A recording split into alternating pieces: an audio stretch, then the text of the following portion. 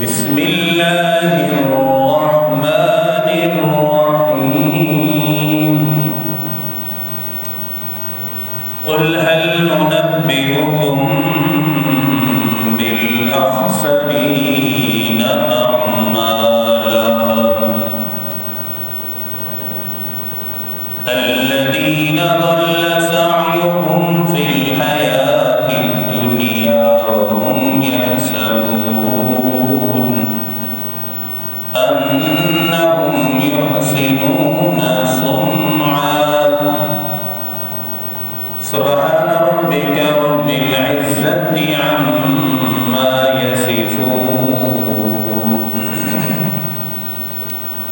وسلام على المرسلين والحمد لله رب العالمين اللهم صل وسلم على سيدنا ومولانا محمد وعلى آل سيدنا ومولانا محمد وبارك وسلم. یہ جو نیکی ہے آخرت کی کرنسی ہے. جیسے دنیا میں ہمیں معاملات چلانے کے لیے پیسوں کی ضرورت پڑتی ہے، دنیا کی کرنسی ہے، ظاہر سی بات ہے. اسی طرح آخرت کے معاملات چلانے کے لیے جو کرنسی ہے وہ نیکی کی کرنسی ہے. یہ جو ساری محنت ہو رہی ہے، نمازیں پڑھ رہے ہیں، تلاوت ہے، تہجد ہے، اوابین، اشراق، جتنے بھی نوافل ہیں، سنت کام ہے، یہ ساری لگ بھگ جو ہو رہی ہے یہ آخرت کی کرنسیاں جمع کی جا رہی ہیں.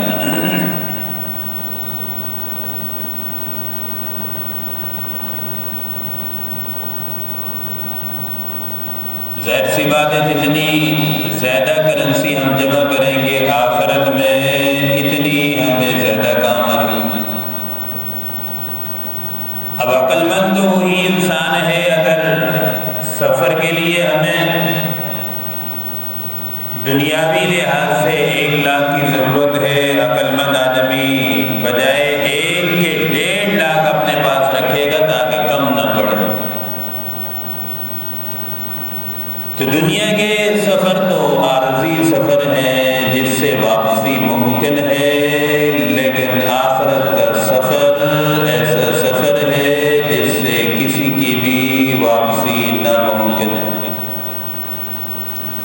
جو ایک مرتبہ چل پڑا اور پھر اس نے رکنا نہیں. دنیا کے اندر بھی ہم مسافر ہیں، کوئی ہمیشہ رہنے کے لیے نہیں آئے ہیں، نہ ہم رہیں گے، نہ ہمارے آباء و اجداد رہے ہیں، نہ انبیاء رہے، نہ اولیاء، کتب، ابدال، تو ہم بھی نہیں رہیں گے. ایک دن ہمیں بھی یہاں سے جانا ہوگا. اس لیے امام الانبیاء صلی اللہ علیہ وسلم نے فرمایا کن فی الدنیا کأنک غریب او عابر سبیل. فرمایا دنیا کے اندر ایسے رہو جیسے ایک راہ گزر رہتا ہے. راہ گزر سے کیا مطلب ہے کہ راستے میں کچھ دن ٹھہر گئے، کسی جگہ کچھ دن کے لیے قیام کر لیا. تو قیام کرنے کے لیے کوئی آدمی اتنی لمبی بلڈنگیں تھوڑی بناتا ہے. کچھ دن رہنا ہے، چل پڑنا ہے، آگے سفر ہے. تو یہ دنیا کا بھی ہمارا ایک عارضی ٹھکانہ ہے، سفر ہے آخرت کا جو لمبا سفر کبھی ختم نہ ہونے والا. تو اس سفر کی جو تیاری کے لیے اللہ تعالیٰ نے ہمیں دنیا میں بھیجا ہے کرنسی جمع کرنے کے لیے، وہ کرنسی ہے نیکیوں کی. جو جتنی زیادہ جمع کر لے گا اتنی زیادہ اس کے کام آئے گی. کم جمع کرے گا تو اس کا نقصان ہے، خسارہ ہے. یہ ایسا خسارہ ہے جو کبھی بھی پورا ہونے والا نہیں ہے.